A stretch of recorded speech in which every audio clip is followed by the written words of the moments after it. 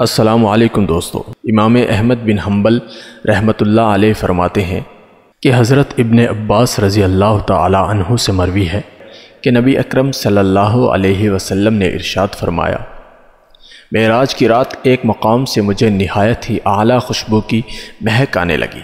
میں نے کہا، اے جبرائیل، یہ کیسی اچھی خوشبو ہے؟ تو انہوں نے جواب دیا، یہ فرعون کی بیٹی کی کنگھی کرنے والی خادمہ اور اس کی اولاد کی ہے۔ اس کی شان پوچھی گئی تو عرض کیا، فرعون کی بیٹی کو کنگھی کرتے ہوئے اس مومنہ خاتون کے ہاتھوں سے اتفاقاً کنگھی گر پڑی تو اس کی زبان سے بے ساختہ اللہ کا نام نکل گیا۔ فرعون کی بیٹی نے کہا، خدا تو میرا باپ ہے۔ اس کی خادمہ نے جواب دیا، نہیں، میرا اور تیرے باپ کا پروردگار اللہ ہے۔ فرعون کی بیٹی نے کہا، میں اس کی خبر اپنے باپ کو دوں گی۔ اس نے کہا، کوئی حرج نہیں۔ پس اس نے اپنے باپ کو ساری بات سنائی۔ فرعون نے اس خادمہ کو بلایا اور کہا، کیا تم میرے سوا کسی اور رب کو مانتی ہو؟ اس نے کہا، ہاں، میرا اور تیرا پروردگار اللہ ہے۔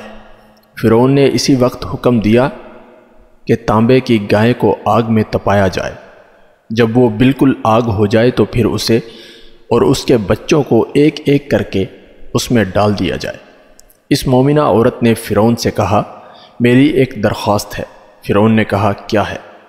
اس نے کہا، میری اور میرے بچوں کی ہڈیاں ایک کپڑے میں جمع کر کے دفن کر دینا۔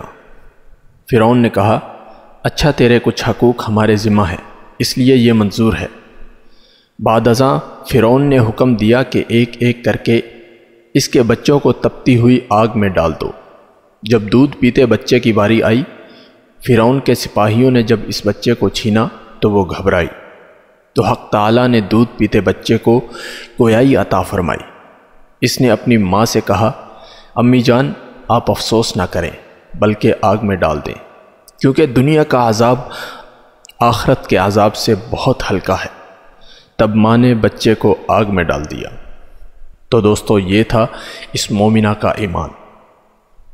میری دعا ہے کہ اللہ پاک مجھے اور آپ کو بھی ایسا ایمان عطا فرمائے اور ایمان والی موت عطا فرمائے۔ اللہ میرا اور آپ کا حامی و ناصر ہو۔